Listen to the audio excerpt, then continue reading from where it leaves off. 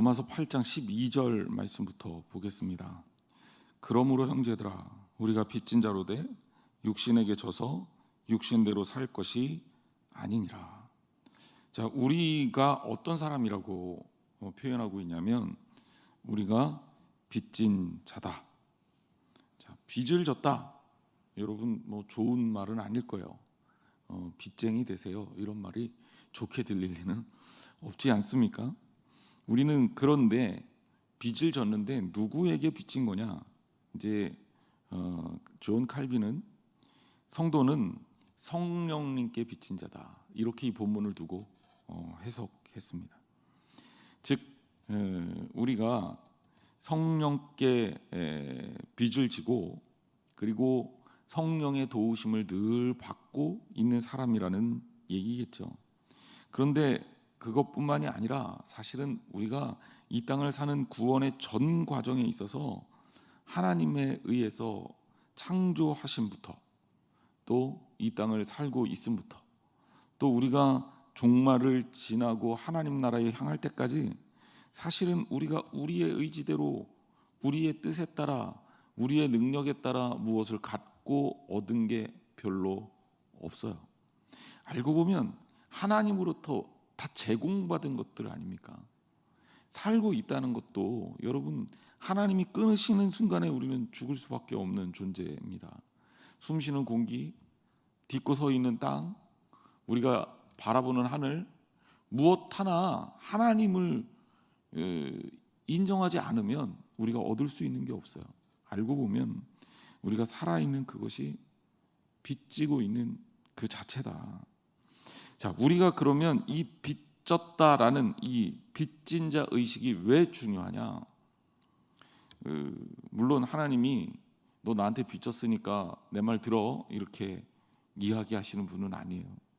사실은 하나님의 사랑은 우리가 빚진 자라고 생각하고 있지만 하나님은 우리에게 일방적으로 주신 것이기 때문에 하나님은 우리에게 채권자로서의 압박을 가하지는 않습니다. 그러니까 안심하셔도 돼요. 하지만 문제는 우리가 그렇게 은혜를 받았음에도 불구하고 그 은혜를 받았다는 사실조차 망각하고 있다면 그것이야말로 하나님을 기쁘시게 하는 사람으로 설 수가 없는 겁니다. 철저하게 우리는 하나님의 은혜를 받은 자로서 살아야 돼요. 저와 여러분은 하나님의 사랑 가운데 하나님의 은혜 가운데 있다는 사실을 늘 잊지 않기를 주님의 이름으로 축복합니다. 자, 그러면 이걸 어떻게 해야 되느냐? 잊지 말아야 돼요. 우리의 마음 가운데 나는 하나님께 빚진 자다. 나는 하나님께 은혜 받은 자다. 하나님이 나에게 베풀어 주신 수많은 것들 가운데 나는 하나님 앞에 갚을 수 있는 것이 없을 정도로 너무나도 많은 부분에 복을 받은 자다라고 알아야 돼요. 자, 그러면 하나님이 원하시는 것 이것을 우리가 알아서 따라야 될 것 아닙니까? 그것은 뭐냐? 육신에게 져서 육신대로 살 것이 아니다. 즉 본절은 빚진 자로서 사는 삶의 방법에 대한 제안이에요. 즉 육신에게 지지 말아라. 육신이라는 것은 우리가 지난주 지지난주 계속 얘기했던 우리 내면에서 나오고 있는 죄성, 끊임없이 죄를 향한 또 죄로 인해서 흔들리고 있는 그 마음, 이것들은 우리를 지배하려는 욕구가 강하단 말이에요. 계속해서 우리의 마음을 주장하려고 해요. 이럴 때 이것들에게 굴복되거나 함락되지 말라는 거예요. 왜? 우리는 누구에게 빚진 자예요? 하나님께, 성령님께, 그리스도 예수에게 빚진 자예요. 그러니까 빚진 자로서 하나님의 은혜 가운데 사는 사람이 육신의 생각에 지게 되면 안 된다라는 거죠. 그래서 육신대로 살게 되면 결국 문제가 된다. 13절 말씀 우리 같이 한번 읽어보겠습니다. 시작. 너희가 육신대로 살면 반드시 죽을 것이로되 영으로서 몸의 행실을 죽이면 살리니. 바울이 얼마나 과격한 표현을 썼는지 보세요. 육신대로 살면 어떻게 됩니까? 죽습니다. 이것은 예외가 없어요. 반드시. 그러니까 우리가 끊임없이 육신의 생각이 나를 지배하지 않도록 늘 주님의 기준에 맞춰서 살아야 됩니다. 그러면 육신대로 살지 않기 위해서 우리는 어떻게 해야 되느냐? 영으로서 몸의 행실을 죽여라. 우리가 하나님께서 주신 무기, 영적 무기를 통해서 몸의 행실을 끊임없이 죽여야 돼요. 근데 이거 여러분 이렇게 생각하면 굉장히 어렵잖아요. 우리가 늘 투쟁하고 싸우고 그리고 또 늘 이거 신경 써야 되니 얼마나 힘들어요. 그러다 보면 이게 뭐가 되는 거냐면 내 삶을 계속 압박하게 되면 이 투쟁으로서의 내 삶이 된단 말이에요.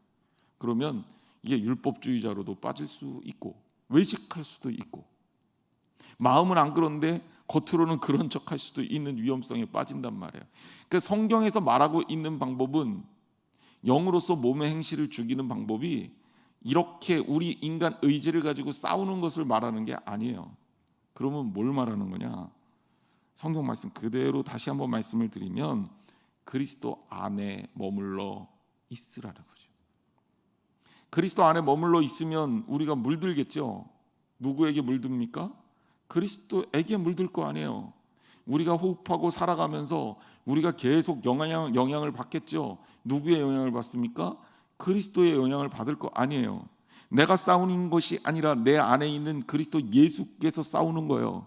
그러면 우리는 그리스도 예수가 내 안에 내주하시게만 하면 됩니다. 그러면 다른 것들이 채워지지 않아요. 저기 물이 있잖아요.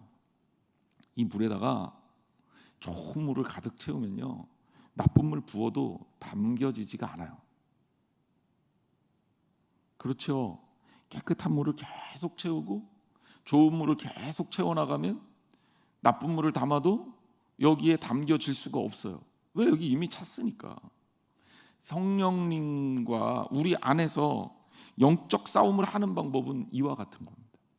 그러니까 여러분들이 직접 나는 육적 생각과 싸울 거야, 사탄과 싸울 거야, 내가 내 의지 가지고 이게 싸우다 보면 대부분 실패해요. 그러니까 마틴 루터도 늘 그런 문제 가지고 내가 좀 어떻게 해보려고 그러는데 안 되는 거예요. 맨날 실패해요. 맨날 무너져요. 루터만 무너진 게 아니라 바울도 무너진 거예요.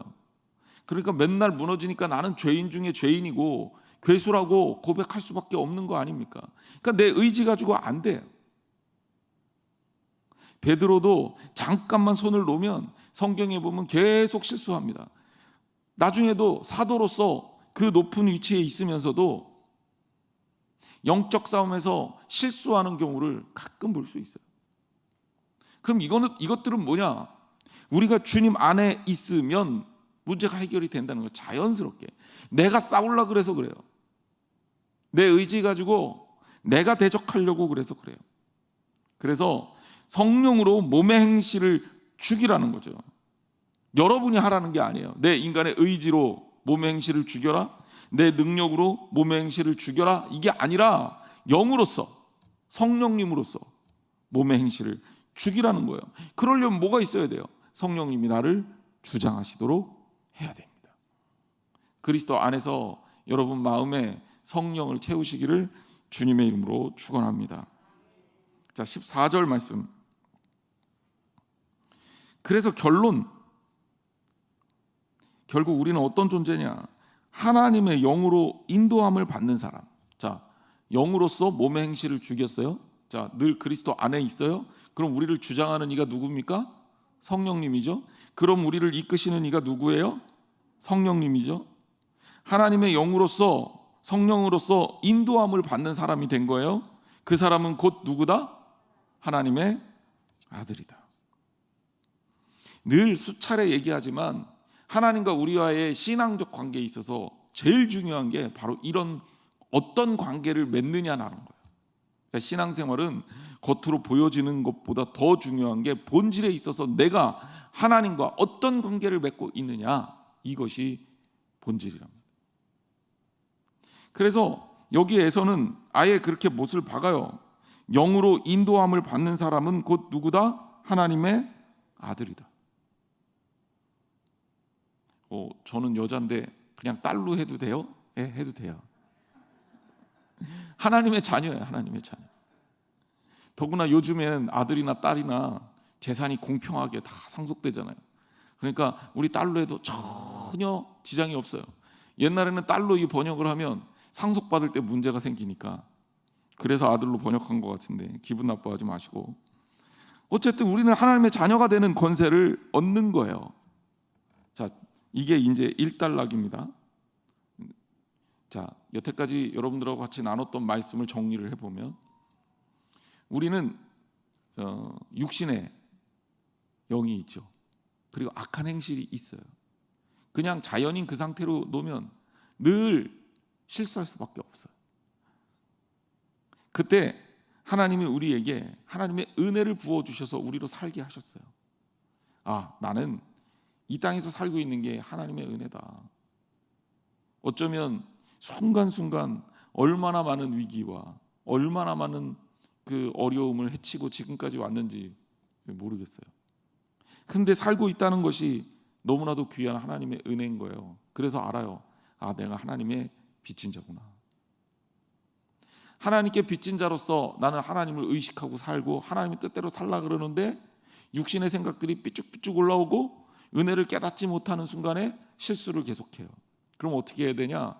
성경 말씀 그대로 영으로 몸의 행실을 죽이는 거예요. 영적 싸움에서 이기는 거예요. 그러면 영으로 몸의 행실을 죽이려면 어떻게 해야 됩니까? 영의 사람이 돼야죠. 영의 사람이 되는 방법은 하나님께 속해 있으면 됩니다. 그리스도 안에 있으면 됩니다.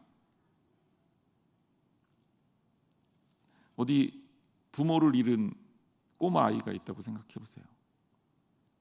이 아이를 내 자녀로 만들려면 내가 내 족보에 이름을 올리고 내가 데리고 살면 돼요. 즉 아들로서의 딸로서의 관계를 맺으면 자녀와 부모와의 관계가 형성이 되는 거예요. 그때부터는 뭐가 생겨요? 상속받을 권리가 생겨요. 이게 되게 중요해요. 그리고 부모는 자식이 좀 잘못했다고 웬만하면 뭐 가끔 그런 사람도 아주 간혹 가다가 없는 건 아니니까 예외 규정을 둘 수는 없겠지만 웬만하면 자식이 실수를 용납하죠. 이게 부모거든요. 자녀도 부모를 용납하죠.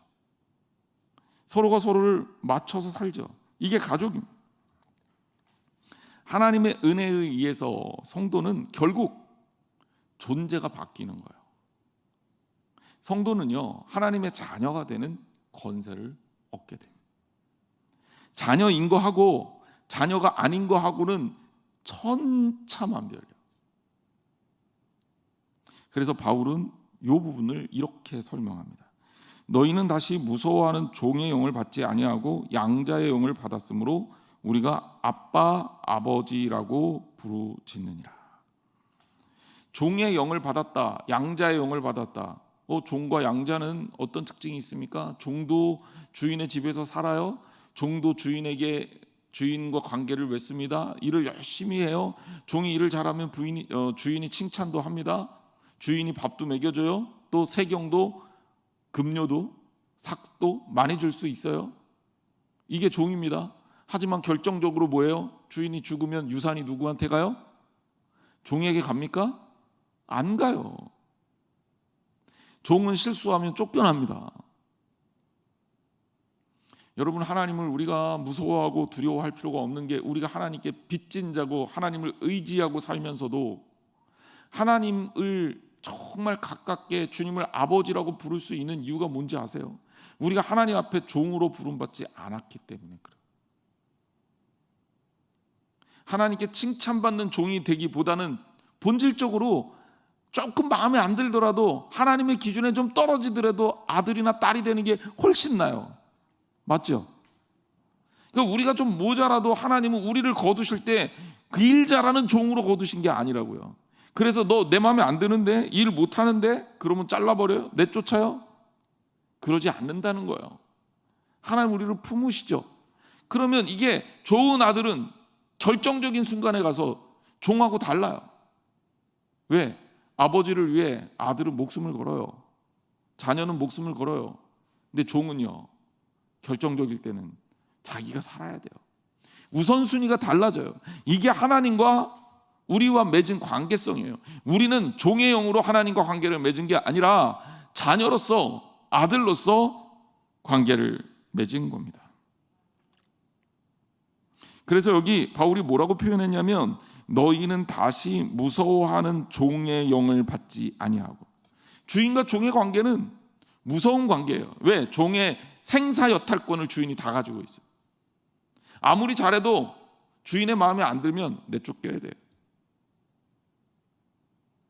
오해받아도 내쫓겨야 돼요. 주인이 무슨 문제가 생기면 종도 그냥 다 싹 끝나는 거예요. 하지만 우리는 하나님께 부름을 받을 때 양자의 영을 받았다라는 겁니다. 그러면서 여기 이 아바, 아버지, 아빠, 아버지라고 부르짖는다라고 표현하는 거예요. 자, 이게 사실은 두 말이 반복된 겁니다. 아빠라는 단어는 이게 이제 학자들마다 약간씩 해석하는 방법이 있는데, 우리가 일반적으로 알고 있는 가장 일반적인 해석을 먼저 해드리고 그 다음에 더 강화된 의미의 해석을 하나 더 해드릴게요. 일단 여러분들이 아빠라는 단어에 대해서 몇 번 들어보셨어요? 목사님들이 많이 하는 설교입니다. 아빠라는 단어는 유아어예요. 즉 이스라엘 아이들이 부모를 부를 때 아빠라고 부릅니다.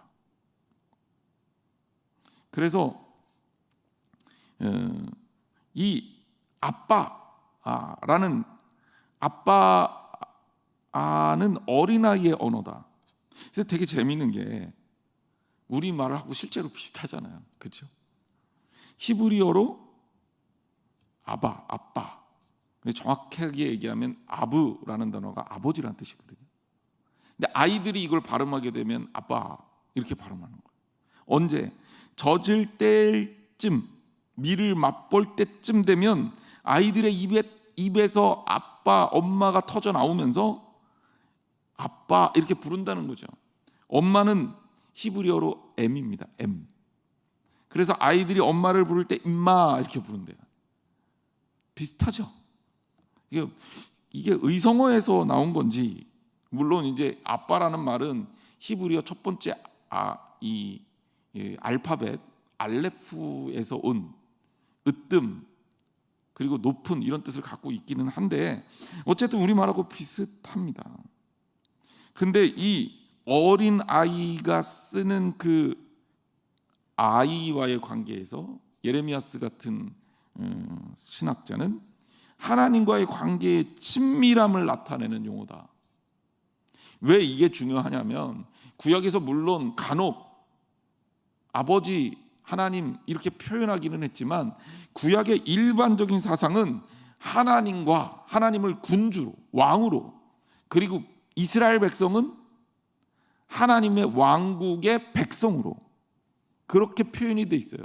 그러니까 이스라엘 백성을 하나님의 민족, 하나님의 백성 이렇게 부르고, 하나님 아버지는 이스라엘을 다스리는 왕과 군주로 표현이 되는 게 일반적인 구약에서의 관계예요. 그런데 예수님은 아바라는 표현을 썼습니다. 그리고 이 신약 성경에 오면 아바라는 표현을, 히브리어 표현을 갖다 붙인 거예요. 원래 신약 성경은 뭘로 돼 있어요? 다 아시면서 모르는 척 하시는데 헬라어로 써 있잖아요. 그죠? 헬라어는 파테르라는 아버지라는 단어가 따로 있어요. 그러니까 여기에는 아바 파테르 이렇게 연결된 겁니다. 굳이 신약 성경, 구약 성경에 있는 아바라는 표현을 가져와서 아빠, 아버지라는 표현을 쓴 것은 바로 그만큼 우리가 하나님과의 관계에 있어서 하나님의 자녀가 된 것이, 주님과의 관계의 친밀성을 나타내는 표현이다. 여러분, 그러니까 우리가 하나님을 향해서 가까이 주님의 이름을 부를 수 있게 된 것도 얼마나 대단한 일인지 몰라요. 제가 얼마 전에 설명을 해드렸던 것 같은데, 성경에 대표적인 하나님의 이름으로 나오는 게 야훼, 여호와, 야훼라는 단어입니다. 그죠? 이스라엘 사람들이 언약의 하나님을 부를 때 여호와 하나님, 야훼 하나님 이렇게 불렀는데요. 우리가 여호와, 야훼 번역에 따라 조금씩 다르지만 이렇게 하나님의 이름을 부르잖아요. 근데 명확하게 얘기하면 이게 정확한 발음이 아닙니다. 왜 정확한 발음이 아니냐면 어떻게 발음하는지 몰라요. 아무도. 왜 그렇겠어요? 이스라엘 사람들은요, 히브리어로 단어는 써놔요. 야훼라고 단어는 써놔요. 그런데 이거를 한 번도 읽지를 못해요. 왜냐하면 하나님은 너무 높고 무섭고 두려운 거예요. 그런데 하나님의 이름을 함부로 불러? 그럴 수 없다. 그래서 야훼라고 써놓고 뭐라고 읽었냐면 주님을 뜻하는 아도나이라고 읽었어요. 그러다 보니까 오랜 세월이 지났어요. 하나님의 이름을 정확하게 발음할 줄 아는 사람이 아무도 없어요. 한 번도 발음을 해본 적이 없으니까. 그래서 그것들을 이제 고대 문헌들을 찾아서 어떻게 발음했을 것이다라고 발음을 복원한 게 이제 야훼, 야흐베 뭐 이렇게 보통 얘기하더라고요, 신학자들은. 그런데 이제 그거를 음력을 해서 한자어 표기에 맞게 번역한 게 여호와인 거예요. 그리고 영어로는 외국 영어권에 사는 친구들이 지호버 이렇게 번역한 거죠. 그러니까 오히려 이 야훼라는 이름을 이름조차도 부를 수 없게 어렵고 두렵고 무섭고, 그리고 성경에서 하나님을 직접 대면하면 죽어야 되는 그런 존재가 하나님과 계약을 맺은 하나님의 백성과 하나님과의 관계잖아요. 옛날에 임금이 딱 행차를 하면 아, 임금 누구야? 그러고 백성들이 이렇게 구경합니까? 아니죠. 임금의 얼굴은 쳐다보는 것도 안 돼요. 그래서 백성들이 어떻게 합니까? 엎어져서 임금을 향해 절하고 고개를 들지를 못합니다. 이것보다도 더 무시무시한 관계가 하나님과 우리와의 관계예요. 그럴 수밖에 없는 게 우리는 하나님한테 빚진 자고 그 빚도 어마어마하게 졌으며 우리를 만드시고 우리를 지으시고 우리를 살게 하시고 우리를 구원하실 이도 하나님이시기 때문에 우리의 생사여탈권을 지신 절대자거든. 어려울 수밖에 없어요. 그런데 예수님께서 이 땅에 오셔서 그 어려운 하나님을 관계를 재정립한 거예요. 그 하나님이 누구다? 우리 아버지야. 아버지 어려워하는 자녀가 가끔은 있겠지만 자녀들이, 일반적인 자녀들이 아버지에 대해서 어떻게 생각합니까? 일부러 나이가 먹고 커지면 이제 좀 예의라는 걸 알고 아버지 함부로 대하면 안 되겠구나라는 걸 깨닫기까지 시간이 좀 오래 걸리잖아요. 그러니까 아주 어렸을 때 나를 이뻐해 주시는 아버지는 나하고 맨날 같이 노는 친구거든요. 기회만 있으면 말도 안 되면 땡깡을 부리고 먹고 싶은 거 있으면 무조건 달라고 협박하고, 협박이라기보다는 진짜 떼죠, 떼. 저희 집에도 말도 안 되는 애가 있어서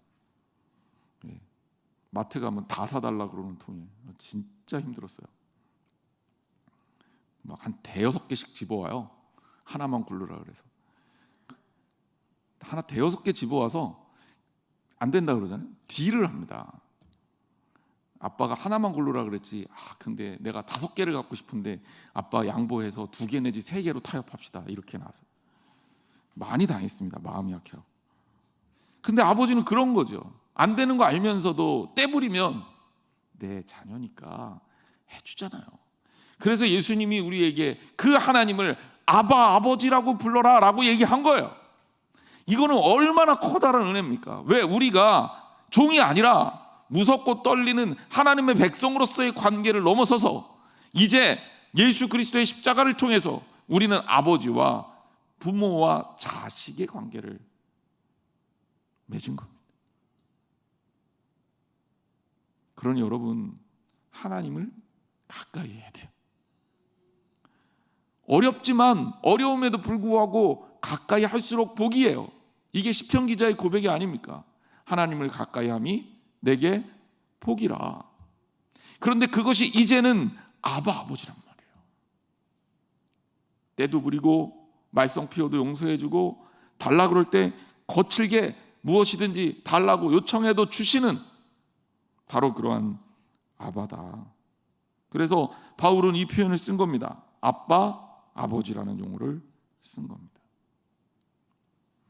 또 아빠, 아버지에 대해서 약간은 다른 의견이 있어요. 이게 뭐냐면 아빠라는 표현이 어린아이의 언어로서의 아바 이게 아니라 히브리어 정식 명칭이 아부라 그랬죠. 이게 어미 변화를 일으키면 아바라는 표현이 됩니다.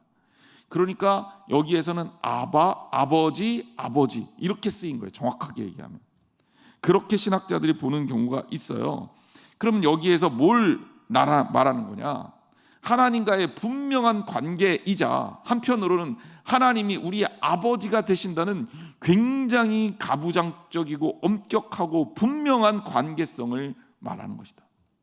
이렇게 해석하는 분들도 있습니다. 근데 이 해석도 틀린 해석은 아니에요.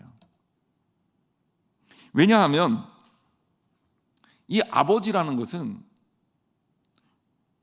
이 유대인 문화권에서는 굉장히 강력한 권한을 가지고 있어요.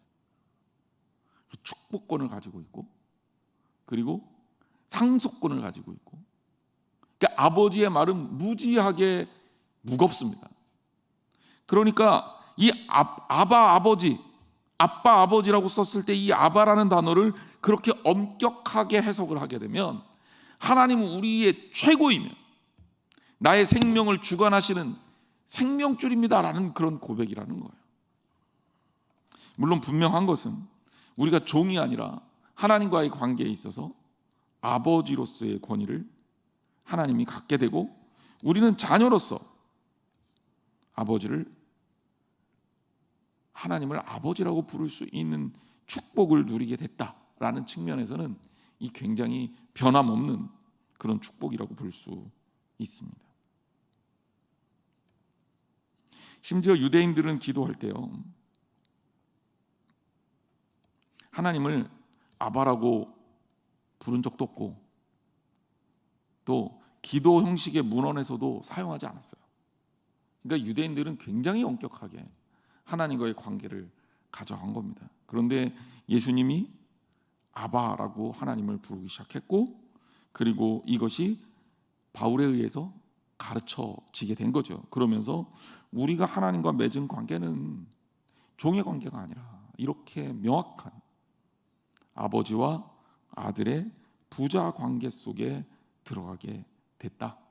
한마디로 우리는 하나님의 족보에 올라갔고 여러분들은 하나님의 나라를 상속받을 수 있는 그런 위치에 서게 됐다. 이게 얼마나 기쁜 일입니까? 결국 부모가 부자면요, 아들은 나중에 다 풀리더라고요. 제 친구가 좀 되게 어려웠었는데 부모님이 유산을 물려주고 나니까 살림 폈어요. 그거 당연하죠. 부모가 가지고 있는 것이 곧 자녀에게 상속되기 때문에.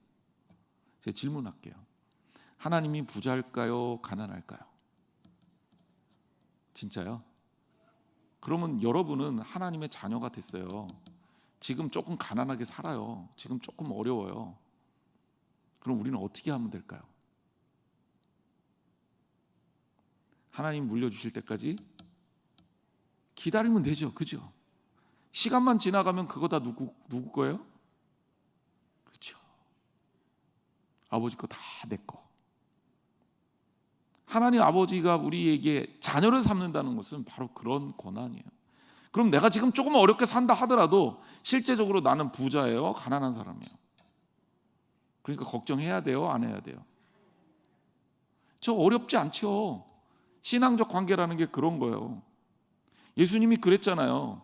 야, 공중 나는 새도 먹이시고 들에 핀 백합화도 입히시는데 하물며 너희들 일까보냐?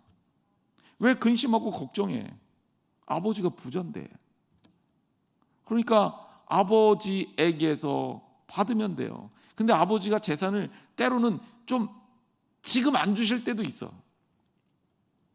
왜 얘 재산 줬다가는 애 버릴 것 같으면 주겠어요, 안 주겠어요? 못 주죠.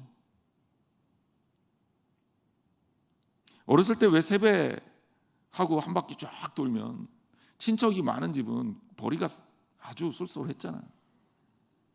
근데 너무 슬픈 건 그 다음날 부모님이, 어머니가 다 뺏어가잖아요. 왜 뺏어가요? 내 건데, 나 줬는데. 아무리 항의해도 소용이 없어요. 그걸 왜 뺏어가요? 나를 너무 잘 알거든. 저하고 제 동생을 키우면서 어머니가 저는 용돈을 한꺼번에 많이 안 줬어요. 제가 얼마나 마음이 선하냐면 친구들 다 사줘. 갖고 싶은 거 다 사요, 있으면. 저는 엄청 잘 씁니다. 그러니까 주겠어요, 안 주겠어요? 그래서 매일 용돈을 꽤 오랫동안 받았어요. 매일 용돈.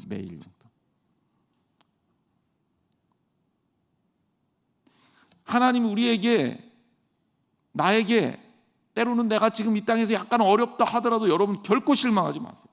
여러분이 가난한 사람이 아니에요. 그리고 진짜 보화는 어디에 있어요? 하늘나라예요. 우리 이 땅에서 잠깐 살잖아요. 길어봐야 앞으로 100년, 그렇죠?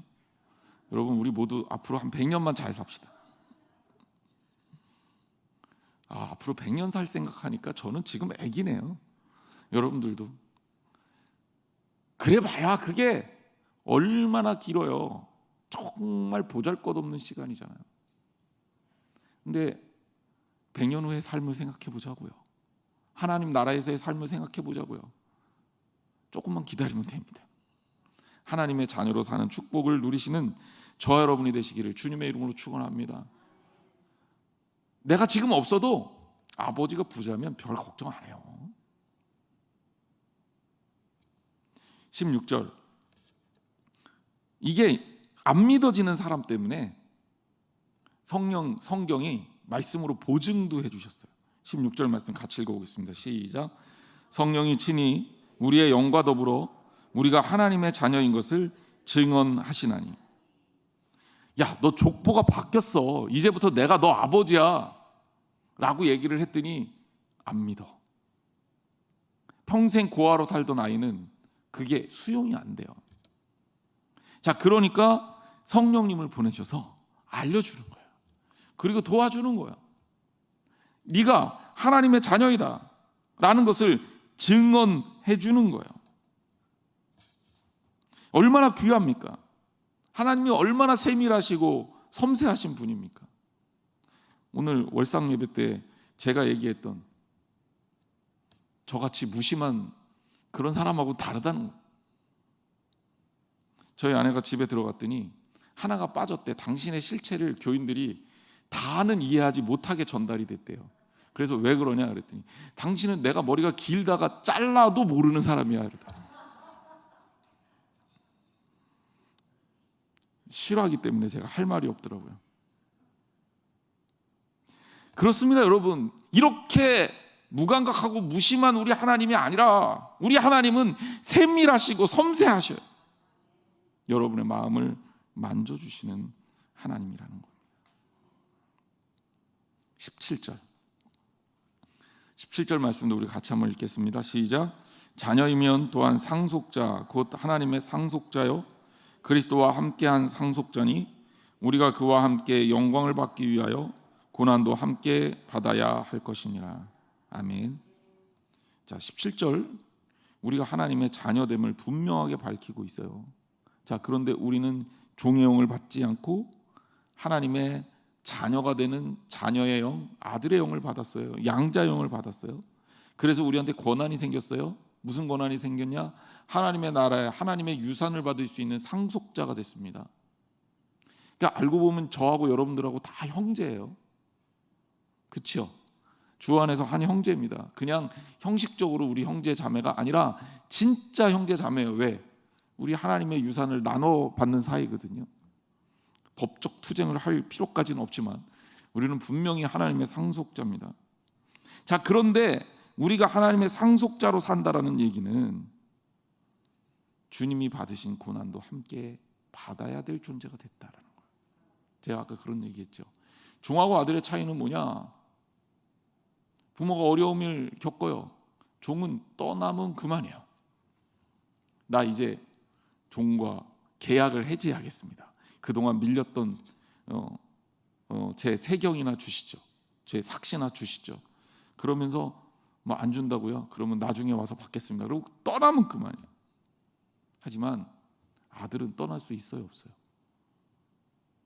우리의 아버지가, 우리의 하나님이 우리를 구원하시기 위해서, 더 많은 이를 살리시기 위해서 십자가를 지고 고난을 당하신다면 자녀인 우리는 그분과 함께 고난을 당하는 게 마땅한 거예요.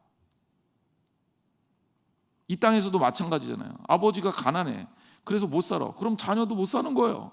너무 당연한 거 아닙니까? 그런데 우리가 하나님 자녀가 된다고 하면서도 좋을 때만 하나님 찾아요. 고난은 아버지가, 꽃길은 내가. 하나님, 나는 꽃길만 걸을게요. 물론 부모의 마음에서, 우리 하나님의 마음은 우리로 하여금 꽃길만 걷게 하고 싶죠. 근데 우리가 이 땅에서 해야 될 것이 있지 않습니까? 더 많은 사람을 살려야 되지 않겠어요? 그게 고난의 길이라면 마땅히 우리가 따라가야 되는 거예요. 왜? 우리는 하나님의 자녀니까. 공동체란 말이에요. 아버지의 아픔이 나의 아픔이 되고, 아버지가 바라보는 것이 내가 바라보는 것이 돼야 돼요. 예수님이 이방인의 뜰을 바라보시고 이방인이 예배드리지 못함을 가슴 아파하셨다면 우리도 이방인의 뜰을 바라볼 수 있는 믿음의 색깔과 결단을 해야죠. 그게 하나님의 자녀잖아요. 여러분하고 저는 하나님의 자녀잖아요. 이 고난이 영원하지 않아요, 여러분. 하나님의 자녀가 돼서 주님이 구원하시기 위해서 이루시는 그 길을 가기 위해서 잠깐 동안 받는 고난입니다. 때로는 그 고난에 우리가 기쁨으로 동참할 수 있어야 진짜 하나님의 자녀로서 사는 겁니다. 여러분, 우리는 하나님의 사랑을 받은 사람이에요. 잊지 마세요. 우리는 하나님의 자녀입니다. 우리 찬양할게요. 아바 아버지, 아바 아버지, 나를 안으시고 바라보시는 아바 아버지. 자녀를 부모만큼 잘 아는 사람이 없겠죠. 나의 아픔, 나의 모자람, 나의 연약함, 어쩌면 나보다도 더, 아니 확실히 나보다도 더 많이 아시는 분이 아버지고 또 우리 하나님이십니다. 그 하나님께 우리가 찬양하며 고백합시다.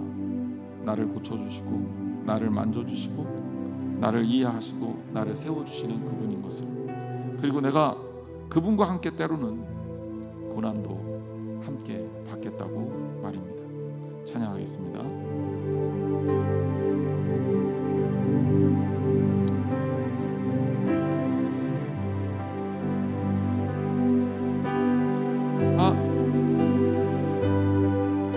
아버지, 아바 아버지, 나를 안으시고 바라보시는 아바 아버지, 아바 아버지, 아바 아버지, 나를 도우시고 힘주시는 아버지.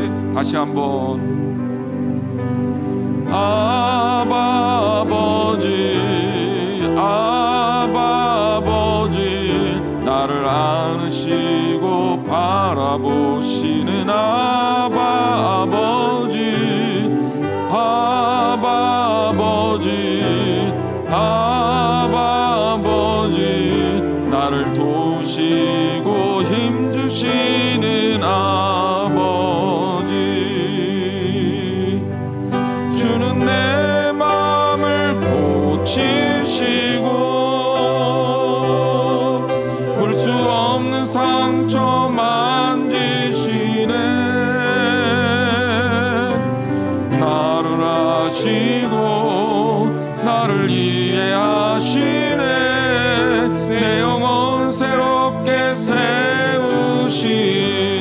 아바 아버지, 아바 아버지, 아바 아버지, 나를 안으시고 바라보시는 아바 아버지, 아바 아버지, 아바 아버지, 나를 도우시고 힘주시는 아버지.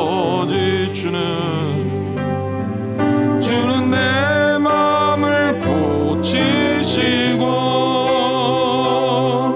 볼 수 없는 상처 만지시네. 나를 아시고 나를 이해하시네. 내 영혼 새롭게 세우시네. 주는